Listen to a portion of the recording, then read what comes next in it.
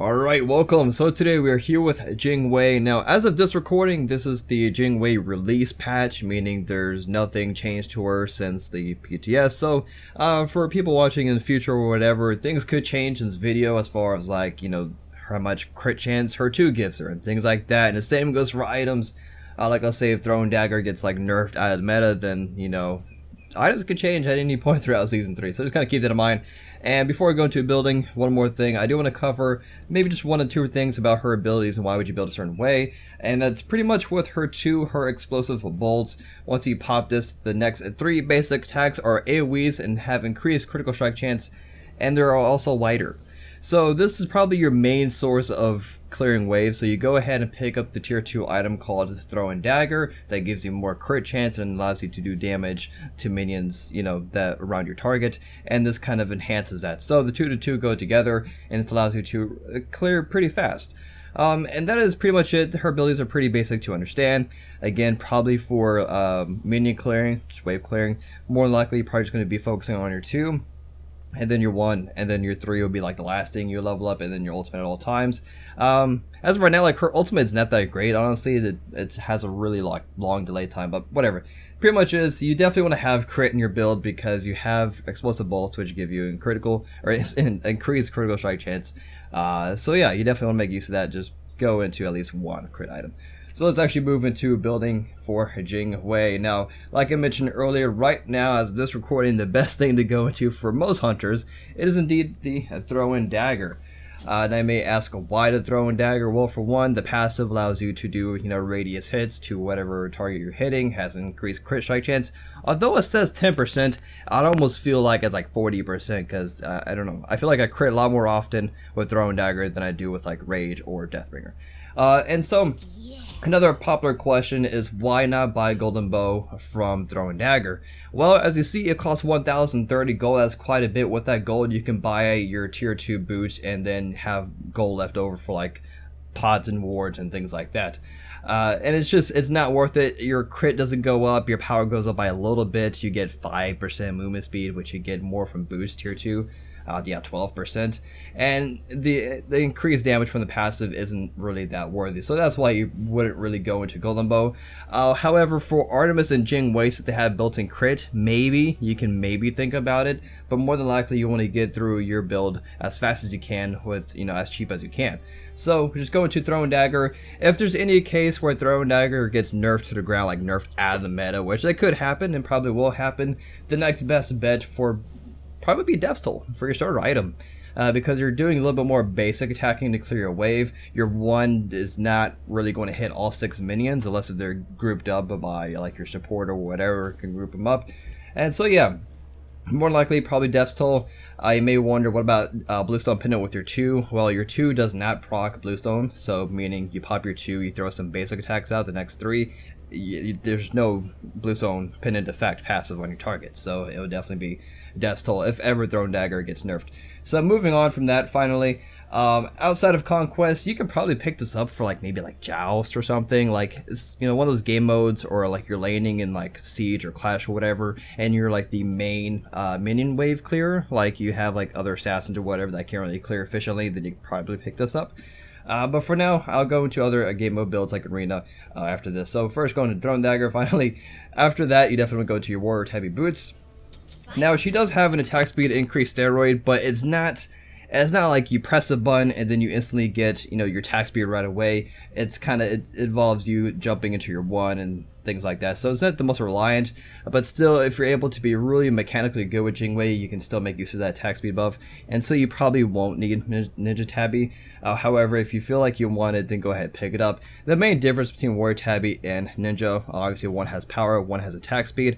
So Ninja Tabby is pretty good if you're really good at landing your basic attacks, so this directly enhances your basic attacks. However, the Warrior Tabby allows you to do more ability damage, and also your basic attacks will hit harder. So that's kind of differences. Just go with the one you want. For now, just go into Warrior Tabby. Now from here, you have a couple options. Right now, for the meta for hunters, it's pretty much Aussie and Ichval are your next items after Warrior Tabby Boots. It's up to you on which order you pick them up in, or if you just want to go into Aussie then Cans and not worry about Ichval, that's totally up to you. So, honestly, it's a really great and cheap and efficient item. Gets you a lot of stats, and the passive allows you for an amazing amount of lifesteal. Once you reach below the health threshold, allows you to just make some insane comebacks. So you can go into Aussie again. If you like Igavol, you can pair this up with Aussie before or after you're picking up your Aussie. That's totally up to you. But for now, let's just go into Aussie, looking to get into Kins a lot faster. Reason why Kins, you definitely see this on pretty much all your assassins and all of your hunters, is because the item itself is so crazy. A lot of physical power, the attack speed's great, and the passive allows for so much additional damage. Now, if you get killed by like a hunter or assassin that is using Kins, you can open up like your killed by tab. I think it's like Y or something like that on the keyboard, and it allows you, and it actually shows you how much damage Kins does to you, and you can see how effective that item really is. So let's just go into that for now. After this, you have a few different routes you can go into, but we're Jing Wei, we're doing a lot more crits. You're probably looking into like maybe like you go into a Titan's Bane and then 2 crit items like Rage and Deathbringer, or you can, you know, not pick up Titan's Bane because let's say the enemy team is not that tanky, and you can go directly into your crit if you want to. You can go to like the Rage Deathbringer combination, and then you can sell Throne Dagger whenever you feel like it, and for, you know, like a different item, like let's say if you want Haste Mentalis, or if you want maybe like Oboe for just faster clearance and just a tons of attack speed, something like that. Or if you really want to, you can still go into your penetration item like Titan's Bane. Now it looks a little bit different with Igavol. Let's back up a little bit here. Let's go into our Throne Dagger. That is definitely not Throne Dagger. Let's go to the actual Throne Dagger. So for Igavol, I really like Igavol. It's a really strong item, and that's one of the reasons why you see it picked up so often. It's 1700 gold, like it's super cost efficient, a lot of stats, attack speed, penetration, and the passive allows you to kind of steal ideally some more physical power. So you can go into that, then Aussie, then Kins, and then again you probably end up going into like the Rage and Deathbringer combo. It's up to you which one you want to get first. Since she has built-in crit, you could probably get away with picking up Deathbringer first and then sell Throne Dagger for Rage. That's, you know, it's again, crit is, it's a little messy situation, but ultimately you probably end up with both a Rage and Deathbringer. And it looks something like this. Now, ideally, towards the end of the game, whenever you can sell your Igavol for something else, you probably will want to, rather. So you can just sell Igavol for, again, if you want the penetration, you go into Titan's Bane. Or if you want the flat penetration, then to be going into Brawlers. And that is pretty much it as far as that. Now, I was going to talk about like Arena, like I mentioned earlier. Now, the build doesn't really change as much. It's just you don't really get Throne Dagger for Arena.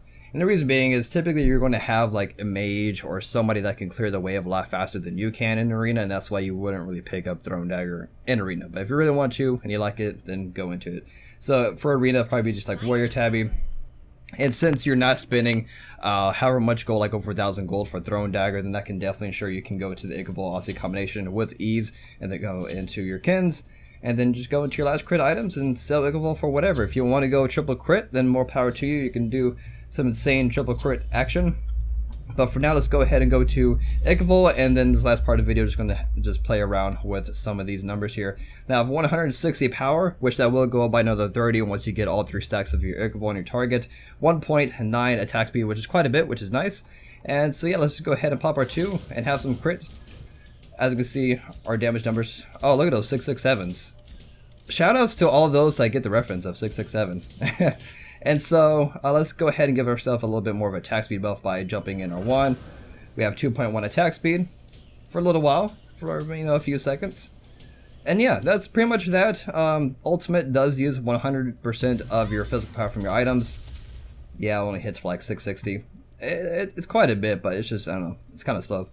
And yeah, that pretty much wraps up for the build video. Hopefully it helps you understand, you know, just what to build and what items are good for Jing Wei. And you can also apply this to other hunters that you want.